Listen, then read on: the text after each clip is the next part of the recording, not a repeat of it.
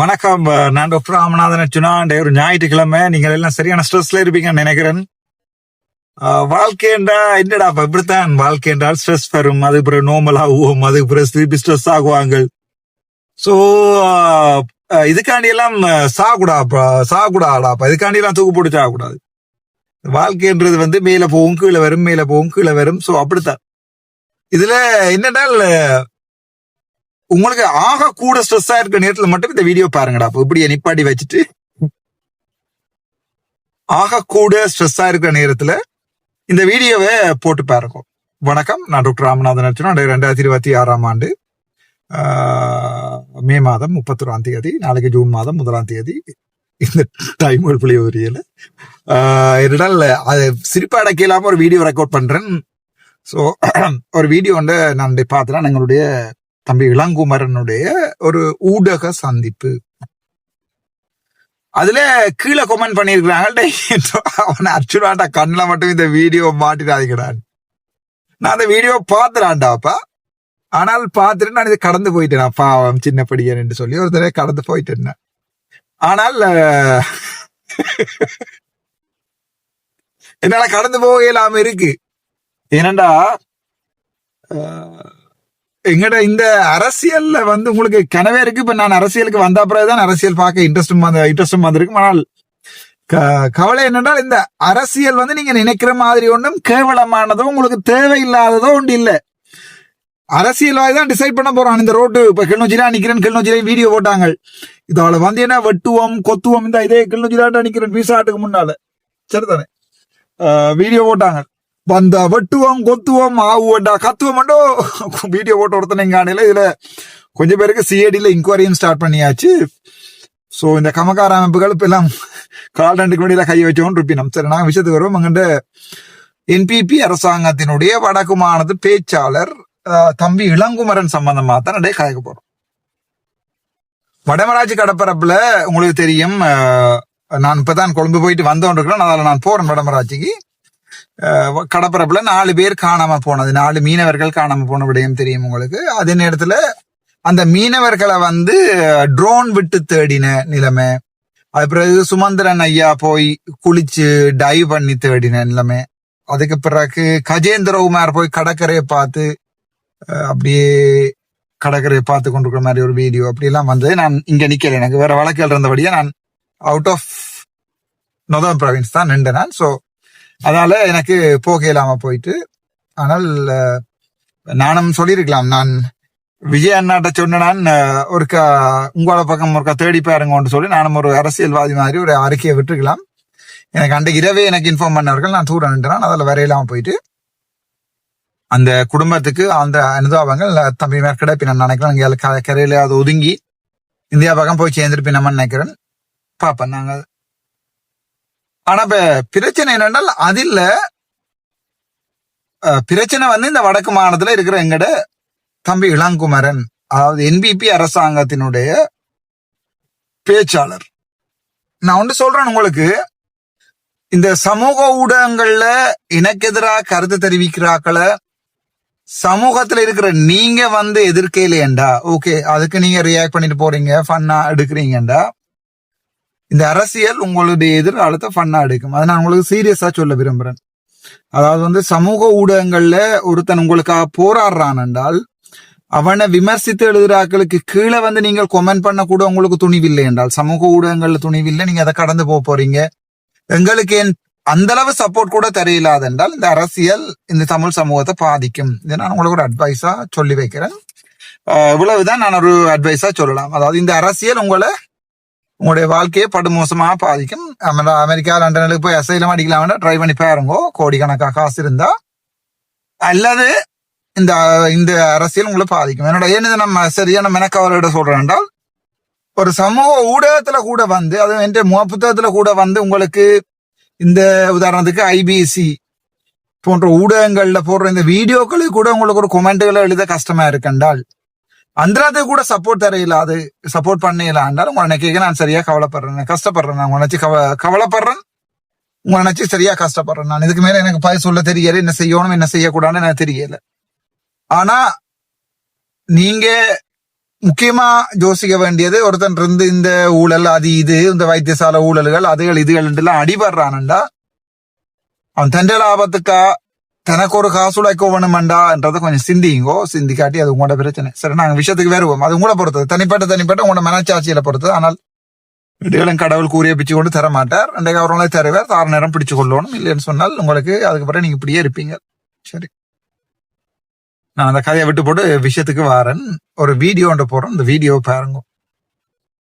ஏனென்றால் கடல் என்பது ஒரு பரந்த தேசம்.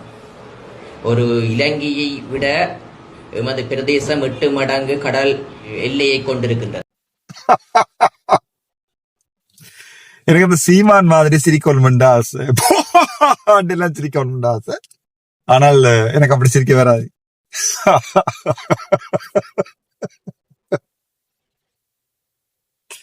இவ்வளவு ஸ்ட்ரெஸ்லையும் நீ என்ன இவ்வளவு சந்தோஷமா வச்சிருக்கிறடா தம்பி. அந்த விதத்துல உண்மையாவே நீ உனக்கு நேற்று பர்த்டேடா என்ன செல்லாம் சும்மாரி குஞ்சு, உனக்கு நேற்று பர்த்டே. ஆகவே இனிய பிறந்தநாள் வாழ்த்துக்கள். எது எப்படியா இருந்தாலும் பரவாயில்ல, பர்த்டே. ஆகவே இனிய பிறந்தநாள் வாழ்த்துக்கள். உனக்கும் வயசாகுது.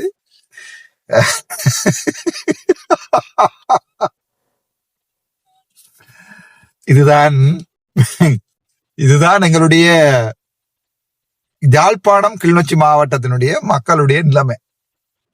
தம்பி என்ன சொல்றான், அதுல என்ன பிழை இருக்குன்னு பாப்பா. அவன் சொன்ன என்னென்றால், அடே இலங்கையை விட எங்கண்ட கடல் பிரதேசம் பெருசு. சரிதானடாப்பா அவன் சொன்னது. அவன் சொன்னதுல என்ன பிழை இருக்கு? அவன் சொன்னதுல ஏதாவது பிழை இருந்தா தயவு செய்து சொல்லுங்க. இலங்கையை விட எங்கண்ட கடல் பிரதேசம் பெருசு. அவன் சொன்ன சரிதாடா. இங்கால போனா வங்காள விரியுடா, அங்கால போனா பாக்கு நீருனே, இங்கால போனா மன்னார் பக்கம் உங்கால இந்து சமுத்திரமாடா. இலங்கையை விட இந்த கடல் பிரதேசம் பெருசா இல்லையாடா?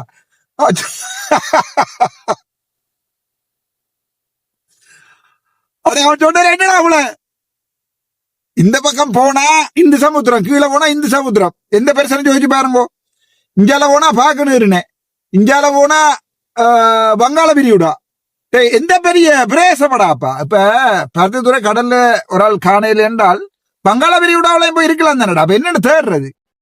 அவன் சொன்னதுல என்ன பிள்ளை இருக்குன்னு நீங்கள் அவனை எப்படி நோண்டி ஆகுறீங்க இதுல போட. அவன் சொன்னதுல என்ன பிள்ளை இருக்கு? இலங்கையை விட எங்கண்ட பிரதேசம் கூட கடலை கொண்டது. உண்மை சரியாதான். இலங்கைன்றது ஒரு குட்டி நாடடா, ஒரு குட்டி முத்தொண்டு இந்து சமுத்திரத்தின் பேள். சோ அதுல அவன் சொன்னதுல என்ன பிள்ளை இருக்கு? என்னென்றால் இந்த பப்ளிக் ஸ்பீக்கிங் என்று சொல்லுவாங்க. நான் கௌசல்யாவுக்கும் இப்ப ட்ரெயின் பண்ணி கொண்டிருக்கிறேன். இதுதான் பிள்ளையும் போய் கதைக்க போகுது. இப்படி கதைச்சால் எல்லாம் போயிடும். அரசியல்ல இப்படி கதைச்சா எல்லாம் போயிடும். சரிதானே? அது டக்ளஸுக்கு எப்பயோ நான் டக்ளஸ் இந்த டாக்டர் கேட்கல இவர் ஏதாவது உதவி செய்ய வேண்டாம் சொன்னதையும் இப்ப சொன்னதையும் வச்சு வெட்டி வெட்டி ஓட்டுறவங்களுக்கு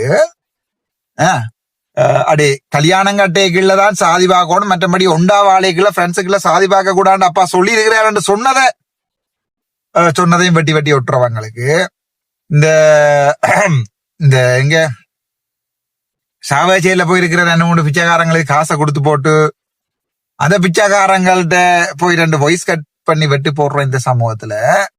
சரிதானே? யோசிச்சு பாருங்கோ. இப்படி மாறி ஒரு வசனத்தை சொன்னேன் நடக்கும். அடே தம்பி ராசா, அடே செம்மறி, உனக்கு ஒரு அன்பான வேண்டுகோள், கதைக்கிறது யோசிச்சு கதை. உண்மையா அது சரியான கஷ்டம். ஒரு பப்ளிக் ஸ்பீக்கிங்ன்றது சரியான கஷ்டம். அப்படி கதைக்கிற நல்லா கதைக்கிற என்னையே வச்சு உருட்டுறவங்களால இந்த முறை இந்தியாவில ஒன்றும் ஆணியை புடுங்கலாம் போயிட்டு. அதாவது இந்தியாவில போய் நான் கொடுத்த இன்டர்வியூக்குள்ள ஒரு ஆணியம் ஒரு துண்டு கூட புடுங்கலாம் போயிட்டு இவையால. அதால இப்ப இவ என்ன செய்ய வேண்டாம், இந்த சாவச்சேரி பக்கம் இந்த கஷ்டப்பட்டு ரோட்டு வழியே இருக்கிற சனத்திட்ட போய் ஒரு 5000 ரூபாய் ஆசை நட்டி போட்டு டாக்டர் அர்ச்சனாவுக்கு பேசுங்கண்டா பைத்தியக்காரன் விசரணந்து அந்த சனம் பேசுது. அந்த சனம் எனக்கு நேர காண்ற நேரம் காலில் எல்லாம் விழுந்து கும்பிட்டு ஒருத்தரை சந்திச்சினான். நான் கும்பிட்டு அழுது கண்ணில இல்ல கையில எல்லாம் கொஞ்சி, ஐயோ தம்பி ராசா 5000 ரூபாய் ஆசை தந்தவங்கள், அதாலதான் நான் இப்படி வீடியோக்கு சொன்னான் ராசா. அன்றைக்கு இந்த வீட்டு செலவுக்கும் சாப்பாட்டுக்கும் அந்த காசு உதவி செஞ்ச ராசா, என்ன மன்னிச்சு கொள்ளு, நீங்க என்ன கடவுள் மாதிரி எல்லாம் கையை பிடிச்சு அழுதுவர். இந்த கையில அவர்கிட்ட கண்ணீர் பட்டது. அப்ப நான் யோசிச்சினான், இல்ல சரி பரவாயில்ல, நீங்க அடுத்த முறை வந்தா கொஞ்சம் கூட காசு வேண்டிட்டு கதைங்க, சத்தம் இல்ல 5000 ரூபாய் வேண்ட வேண்டாம், ஒரு 20000 ரூபாய் வேண்டிட்டு நல்லா பேசுங்க ஐயா, பிரச்சனை இல்லைன்னு சொன்னான்னா. சோ அதுதான் இந்த சமூகத்துல, அப்படியான சமூகத்துல நாங்க வாழ்ந்துட்டு இருக்கோம். ஐபிசி இந்த லங்காசிரியில ஒரு டில்ஷான் ஒரு ஆள் இருக்கிறார், அவர் மலையத்தை சேர்ந்தவர். அவர் கொஞ்ச நாள் எனக்கு பின்னால நக்கி கொண்டு தெரிஞ்சவர் பின்பக்கத்தை. அண்ணா ஒரு வாய்ஸ் கட் தர மாட்டீங்களா, ஒரு வீடியோ தர மாட்டீங்களா, வாய்ஸ் கட் தர மாட்டீங்களான்ட்டு நான் கணக்கு எடுக்கிறேன். ஸோ இப்போ அவர் என்ன செய்யறாருன்னா லங்கா சீட்ல போயிருந்து கொண்டு எனக்கு எதிராக சனத்துல ரோட்ல போற சனங்கள்ட்ட இருந்து ப்ரோக்ராம் எழுதி அவர் ஃபுல் டைம் ப்ரோக்ராமா அவரை தான் விட்டுருக்காங்க. சரி அதை விடுவோம். என்னென்றாலும் கிட்ட தம்பி காய்ச்சதான் இலங்கையை விட திருப்பி யோசிச்சு பாக்குறேன்டா போருக்கு அவசரப்பட இலங்கையை விட எமது பிரதேசம் அடைய அவச்சோட்டையில என்னடா போல இருக்கு பொறுக்கு மிச்சத்தைக்கு. இப்போ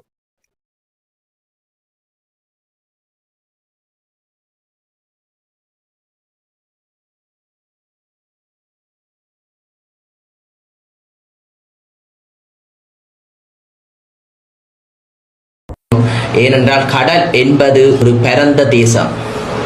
ஒரு இலங்கையை விட எமது பிரதேசம் 8 மடங்கு கடல் எல்லையை கொண்டிருக்கின்றன. இப்படித்தான் யாழ்ப்பாணத்திலிருந்து பெரிய ஒரு பிரதேசம். அவ்வாறு ஒரு விபத்து ஏற்பட்ட போது நேவியும் கடற்படையும் உடனடியாக விரைந்து அமைச்சரின் வேண்டுகோளுக்கிணங்க கொழும்பிலிருந்து ரோன் விட்டு செக் பண்ணியிருந்தார்கள்.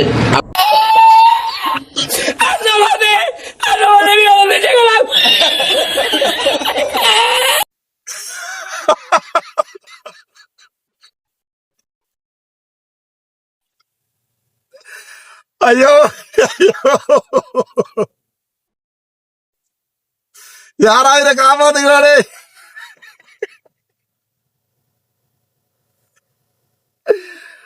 ஐயோ 6வது யாழ்ப்பாணத்தையும் 7ஆலையும் காப்பாத்துக்கிறானே.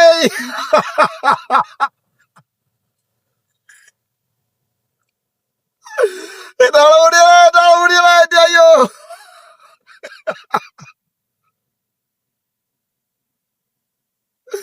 பிறகுதான் கேட்டான் சொல்லுவான் 8 மடங்கு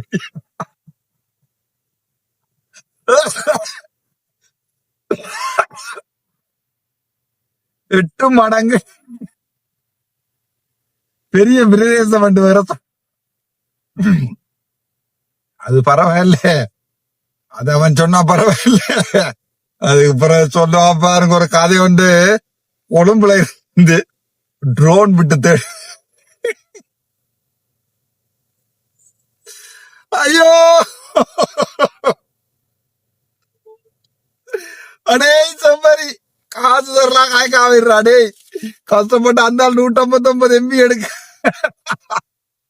தனி ஒருத்தரா முழு பேரையும் வட்டி சாய்க்கிறாட்டாடே.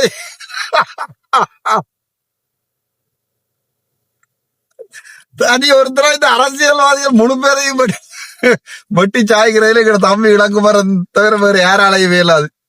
என்ன பம்பரண்டால் அவனுங்களுக்கு வந்து ஜோக் பிளங்காது. இவன் அங்க நடந்து தெரியுறது வடக்கு மாநிலத்துல தான் தானே எல்லாத்தையும் செய்யும். இந்த அரசியலை விட்டு நான் போனாலும் இந்த வீடியோ போக கூடாது. என்ன கவலை என்றால் தம்பி ராசா ட்ரோன்ன்றது என்னடா அப்படி தயவு செய்து அதுல கொஞ்சம் விளங்கி கொள்ளடா. ட்ரோன்ன்றது ஒரு 1 கிலோமீட்டர் தான்டா மேக்சிமம் வேலையுமாடா கவரேஜ். சேட்டலைட்டால இயங்குற ட்ரோன் இல்ல தானே மச்சான் இது ஒன்றும். அடே இது எங்க நான் சொல்றேன் ஸ்ரீலங்காவில இருக்கிற ரோனை பற்றி. இது ஒன்றும் ஈரான் ரோன் இல்ல தானடா போய் அடிக்கிறதுக்கு.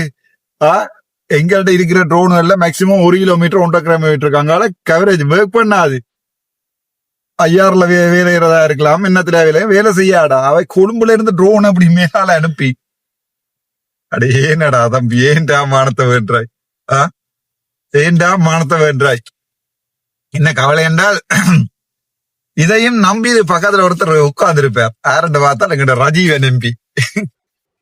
அவரோட அதிபர் வேற இந்த கதையை கேட்டு சிரிக்காம பக்கத்துல அடி ரெக்கார்ட் பண்ணி போட்டு அதை போட்டு பார்த்துட்டாவது போட்டிருக்கலாம் தானடா மீடியா பிரீஃப் எடுக்காம. ஏன்னா என்ன கவலை என்றால் நாங்கள் இந்த நிலைமையில தான் நாங்கள் அரசியல்வாதியில வச்சிருக்கோம். தான் சொல்லுவாங்க அரசியல்வாதிகள் முட்டாள்கள், கை நாட்டுகள், ஒன்றுமே தெரியாதவங்க தான் இந்த அரசியல்வாதின்றதுல இந்த சந்தேகம் இல்லை. இப்ப நீங்கள் ஸ்ரீதரன்ட்ட போய் என்ன இதை கேட்டாலும், கஜேந்திரகுமார்ட்ட போய் கேட்டாலும், இல்ல வடக்கு மாநிலத்தில் இருக்கிற மிச்சம் 3 நான் சொல்லல, நான் பெருசா படிச்சவன் பிடிங்கினோட நான் போறேன், எனக்கு இது தேவையில்லை. ஆனா எங்கட தலைவிதி என்னென்றால் ஒன்றின் அரசியல் செய்யறது ஒன்றில் ஒரு காவாலியா இருக்கும், கள்ளனா இருக்கும். அல்லது இந்த அரசியல் செய்யறது ஒரு பொம்பளை கள்ளனா இருக்கும். அல்லது இந்த அரசியல் செய்யறது சுத்துமாத்து வேலைகளை செய்து சனத்தின் எதிர்காலத்தையே நாசம் அடிக்கிறதா இருக்கும். அல்லது இந்த அரசியல் வேலையை செய்யறது SLPPல புகட்டுல ஆரம்பிச்சு அரசியலுக்கு வந்து தமிழ் தேசியம் கதைக்கும், அல்லது சீனி வித்த கள்ளனா இருப்பான் இன்னொருத்தர், சரிதானே? அல்லது பாத்தீங்கன்னு சொன்னா கற்பழிப்பு கொலை அது இதன்று ஒட்டுக்குழுவா வச்சு இருப்பான் இந்த அரசியல்வாதி. அல்லது வந்து இந்த பெட்ரோல் செட் ஒன்று வச்சுக்கொண்டு சித்தப்பங்காரன் கஞ்சா ஆடத்தை அதே ஒரு தொழிலா செய்வாங்க சில அரசியல்வாதிகள். எனக்கு என்ன கவலை என்னன்னா, இந்த சமூகத்துல ஒரு வைத்தியராகவும் படிச்சு ஒரு வைத்திய துறையிலையும் இருந்து போட்டு வந்து நிக்கிற நேரங்கள்ல இந்த சமூக ஊடகங்கள்ல சில பேர் வந்து விமர்சித்து கொண்டிருக்கணும் என்னென்றால், ஓகே நீ வேண்டாம் போ, நீ வேண்டாம் போ, உங்களுக்கு நீ தேவையில்லை போ. இவை யார் எதிர்பார்க்கணும் என்றால் ஒன்றுமே தெரியாத ஒன்றுமே விளங்காத அரசியல்வாதி. இப்ப அடுத்த ஜெஃப்னா டிசிசி மீட்டிங் 19ஆம் தேதி சரியாக வழக்கு தேதி என்று போட்டிருக்காங்க. நான் அடுத்த ஜெஃப்னா டிசிசி மீட்டிங் நான் வர மாட்டேன். சரியாக வழக்கு நடக்கிற திகதி என்று அந்த ஜெஃப்னா டிசிசி மீட்டிங் போடப்பட்டிருக்கிறது. கோல் பண்ணி கேட்கிற நேரம் அரசாங்க அதிபர் சொல்றார், அது ஏற்கனவே பிக்ஸ் பண்ணப்பட்ட டேட், பிக்ஸ் பண்ணப்பட்ட அந்த டேட்டுகள் எங்களுக்கு அனுப்பியெல்லாம் இருக்கணும், இந்த டேட்டுகள்ல ஆல்ரெடி பிக்ஸ் பண்ணியிருக்கான்னு சொல்லி. சோ சர்க்குலர் சொல்லுது ஒரு வருடத்துக்குரிய டேட்டை முதலே பிக்ஸ் பண்ண வேணும் என்று. ஆனால் இவங்களை பொறுத்த வரைக்கும் இன்றைக்கு எனக்கு ஒரு மாதத்துல 2 நாள் தான் வழக்கு வரும், அந்த 2 நாளையும் தேடி பிடிச்சு மணந்து பிடிச்சு, உங்களுக்கு தெரியும் வழக்கு செய்கிறார்கள் யாரு, அவைக்கு எந்த கட்சிகளோட சம்பந்தம் இருக்குண்டு அண்டு டிசிசி மீட்டிங் வைப்பாங்க. நான் அன்றைக்கு அங்க வழக்கு அனுப்பேன், இன்றைக்கு இங்க டிசிசி மீட்டிங் நடக்கும். டிசிசி மீட்டிங்ல வந்தால் கேட்கறதுக்கு 1000 கேள்விகள் இருக்குது. என்னட்ட ப்ரொவின்சியல் டைரக்டர் ஹெல்த் சர்வீஸ் ஆபீஸ்ல 5 பேரை வச்சுக்கொண்டு சம்பளம் கொடுத்திருக்கணும் நாள் கணக்கா. அதை கேட்ட செக்ரட்டரிய டிரான்ஸ்பர் பண்றதுக்கு கவர்னர்கிட்ட போய் கெஞ்சி இருக்கிறேன். சோ இதை நான் ஜனாதிபதி கடிதம் போட்டேன், அங்க இருந்து கடிதம் வந்திருக்குது. இது சம்பந்தமா இன்கொயரி பண்ணப்பட்டு கார்டர் இல்லாம பே பண்ணப்பட்ட அந்த சலரியை ரீகவர் பண்றதுக்குரிய வேலைகளையும் நடந்து கொண்டிருக்கு. சோ இதை நான் பொதுமக்களுக்கு சொல்ல வேணுமாக இருந்தால் டிசிசி மீட்டிங்கே வரும். அதை விட வீடியோ போட்டு கொண்டிருக்கிறீங்க, அங்க அதை எரிஞ்சிட்டு இங்க இதை எரிஞ்சிட்டேன்னு சொல்லி வீடியோ போட்டு கொண்டிருக்கிறீங்க. இது சம்பந்தமா கேள்வி கேட்டா அதை நீங்கள் யாராவது சப்போர்ட் பண்றீங்களா? சமூக ஊடகங்கள்ல மனச்சாட்சி படி சொல்லுங்க. வீடியோவையாவது பாக்குறீங்களாடா ஃபுல்லா? இல்லைன்னு இந்த நிலைமையில தான் எங்கட அரசியல் போய்கொண்டிருக்கு. சரியான கவலையா இருக்கு. என்னண்டா கவலையா தான் இருக்கும். தேசிய தலைவருக்கு இப்படி கவலையா இருந்திருக்க முடியும். யோசிச்சு பாருங்க, பிள்ளைங்களையும் அங்க பிள்ளையும் சாக கொடுத்து 2-3 பிள்ளைகளையும் பொட்டமானுக்கு அப்படி கவலையா இருந்திருக்கும். இதுதான் எங்கட சமூகம். அதாவது தானும் படுக்காது தள்ளியும் படுக்காது. அப்படியே சொல்றேன் நான் அந்த வார்த்தையிலே. அதாவது தானும் தின்னாது தின்னவும் விடாது வைக்கோல்பட்ட நாய் என்று சொல்லுவார்கள். அந்த சமூகத்துல வாழ்ந்தோன்றிருக்கும். சரியான கவலையோட தான் இந்த வீடியோ. இப்படியான அரசியல்வாதிகள் வார நேரங்கள்ல அரசு அதிகாரிகளுக்கு வந்து ஊழல் செய்யறது மிகப்பெரிய இலகு. ஏனடா இளங்குமரன் வந்து ஒரு ஊழலுக்கு எதிராக வந்த இளங்குமரன் இந்த வரைக்கும் ஒரு ஊழல் சம்பந்தமாக காய்ச்சிருக்கிறாரா சம்பிராசா? இல்லைன்னா ஒரு ரஜீவன் ஜெயச்சந்திரமூர்த்தி ஒரு ஊழல் தொடர்பாக காய்ச்சிருக்கிறாரா? அல்லது பவானந்த ராஜா ஒரு ஊழல் தொடர்பாக காய்ச்சிருக்கிறாரா? ஊழல் செஞ்சவன் இஞ்சாலே இருக்கிறார். உங்களுக்கு தெரியும், நான் சில இடங்கள்ல சொல்ல விரும்பல, தேப்பண்ட பேர்ல ஹாஸ்பிட்டல்ல ஓட்டுகளையும் கட்டிக்கொண்டு அப்படி கணக்க பேர் அப்படி கதைக்க விரும்பல நான். சோ என்னண்டா இதான் எனக்கு சரியான கவலை. என்னண்டா இந்த ஊழல்வாதிகள் ஒரு மிகப்பெரிய வலைக்குள்ள இருக்கிறாங்க, மிகப்பெரிய ஒரு நெட்வொர்க் ஆயிருக்கணும். சோ இது எங்க அறுத்தாலும் திருப்பி பச் பண்ணப்படுது. எங்க அறுத்தாலும் இது அறுக்க வேண்டிய ஒன்று அதிகாரத்துல இருக்கிறார்கள். அதிகாரத்துல இருக்கிறார்களால தான் இந்த ஊழலை அறுக்கையிலும் அவங்களே முழு ஊழல்வாதிகளா இருக்கிறாங்க. நல்ல உதாரணம், எங்கண்ட 3 MP மேரும் இந்த வரைக்கும் எந்த ஊழல் சம்பந்தமா கதைச்சதும் இல்லை. எந்த டிசிசி மீட்டிங்ல ஊழல் சம்பந்தமா கதை கேட்கல. ஆளுநர்கிட்ட சொல்லி ஒரு கொமிட்டியை போன் பண்ணினதே இல்லை. சீனியர் அதாவது ஹெல்த் செக்ரட்டரி அடிச்சிருக்கிற வடக்கு மாகாணத்தின் 5 ஆடிட் ரிப்போர்ட் அடிபட்டு இருக்கிறது. அந்த ஆடிட்க்கு வரிய கேன்சல் பண்ணி அப்படி எல்லாம் இப்படி இது ஒரு மிகப்பெரிய ஊழல். இது உங்களுக்கு விளங்காது. விளங்கப்படுத்துற நேரங்கள்ல பைத்தியக்காரன் விசரன் இவன் போகணும் இந்த அரசியலை விட்டு. இவன் மாகாண சபைக்கு இருக்கக்கூடாது. இவன் அதாவது அர்ச்சுனா ராமநாதன் போகணும். ஓகே, சந்தோஷம். அத பொதுமக்கள்ல யாராவது சப்போர்ட் பண்றமா? இந்த வீடியோ பாக்குற ஒருத்தனாவது கமெண்ட் பண்றமா கீழே, அண்ணன் நீ இல்ல நாங்க ஓட் போடுவோம், நாங்க உனக்கு ஓட்டு எடுத்துருவோம், நீ இந்த முறை நான் களை தாண்டி வாரம் கிட்டத்தட்ட ஒரு 30 பேருக்கு மேல இந்த ஏனைன் ரோட்ல பாலப்பழம் வித்து கொண்டிருக்கணும். ஒவ்வொரு நாளும் எடுக்கிற முடிவுகளை மாத்துறது இவங்கள் தான். நான் எடுக்கிற முடிவுகளை மாத்துறது இந்த பாலப்பழம் விற்கிறாக்கள ரோட்ல காணைக்குள்ள தான் இந்த முடிவு மாறுறது. இப்ப நான் போய்கொண்டிருக்கிறது ஆணையரவுகளால உங்களுக்கு தெரியும் நினைக்கிறேன். இந்த இடங்களால போய்க்குள்ளதான் எனக்கு மிகப்பெரிய மனசுக்கு சஞ்சலமாக இருக்கிறது. எத்தனையாயிரம் பேர் இதுல செத்துருப்பாங்க, என்ன இதுல வெடி விழுந்து இதுல செத்துருப்பாங்கன்றப்பா. இந்த இடத்துல எங்களுக்கு நாங்கள் ஒரு கெட்ட சமூகம், நாங்கள் ஒரு கெட்ட இனம், ஒரு கெட்ட சமூகம், கெட்ட இனம், சுயநலவாத இனம். பொதுநலவாதியா வாழ்றவனை விமர்சித்து கொண்டு முக புத்தகங்களையும் யூடியூபுகளையும் விமர்சித்து கொண்டு ஒரு பொதுநலத்துக்கு வந்த ஒருத்தன் வாழ்க்கையும் விமர்சிச்சு கொண்டு அவன் செய்யற நல்ல விடயங்களை விமர்சிச்சு கொண்டு அதுக்கு சப்போர்ட்டும் பண்ணாம அதுக்கு ஓட்டும் பண்ணாம ஊழல்வாதிகளையும் நாங்கள் சப்போர்ட் பண்ணி கொண்டு கஞ்சா கடத்துறவனையும் பொம்பளை கல்லனையும் சப்போர்ட் பண்ணி கொண்டு ஒரு கெட்ட இனம் நாங்கள். இந்த இனம் என்ன சிந்திக்க தூண்டுது. இதோட நான் இந்த வீடியோ நிப்பாட்டுறேன், நீங்கள் பாருங்க. அலெக்ஸ் ராஜா சாருக்கு ஒரு வீடியோ போட்டான், அதை பார்த்தாக்களே சரியான குறைவு. ஒரு ஒரு ஒரு நீதிபதிக்கு நடந்த அநீதியை பற்றி கதைக்கிறதுக்கு யாருக்குமே துணிவில்லை. ஈவன் சட்டத்தரணிகளுக்கு கூட முதுகெலும்பட்ட சாமானே இல்லை. அது இருந்திருந்தா சட்டத்தரணியா வந்திருக்க மேல அது வேற பிரச்சனை. ஒரு தாங்கள் பிராக்டிஸ் பண்ற கோர்ட்ல இருக்கிற ஒரு ஜட்ஜை மாத்தி இருக்கிறாங்க, எந்த காரணமுமே இல்லாம. ஒரு அடையாள வேலை நிறுத்த போராட்டம் உண்டு, சட்டத்தரணிகள் சங்கம் உண்டு பேர், அதுல இருக்கிறார்களே கடுமாக்கள். நாங்க என்ன பற்றி காஜி பிரியோசனம் இல்லைன்னு. ஆனால் எனக்கென்ற ஒரு அடையாளம் இருக்கிறது. அந்த அடையாளத்தை நான் விரத்தி போக விரும்புகிறேன். ஆனா மிக கவலையோட இந்த வீடியோ முடிக்கிறேன். சிரிப்போட தான் இந்த வீடியோ ஆரம்பிச்சது, கவலையோட சொல்றேன். உங்களுக்கு இளங்குமரன் மாதிரியான அரசியல்வாதிகள் தான் மிஞ்சுவார்கள் இந்த அரசியல்ல. என்னை பொறுத்த வரைக்கும் எனக்கு விளங்கினதை சொல்றதுக்கு இந்த ஊடகத்தை தவிர வேற இதுவும் இல்லை. நான் உண்மையாவே சரியா கவலைப்படுறேன். என்னுடைய இந்த அரசியல் பயணத்தையும் நினைச்சும் கவலைப்படுறேன். அதே நேரத்தில் என்னுடைய சமூகத்தை நினைச்சும், தமிழ் பேசுகின்ற சமூகம் நினைச்சும் நான் கவலைப்பட்டு கொண்டே இருக்கிறேன். நன்றி, வணக்கம். டாக்டர்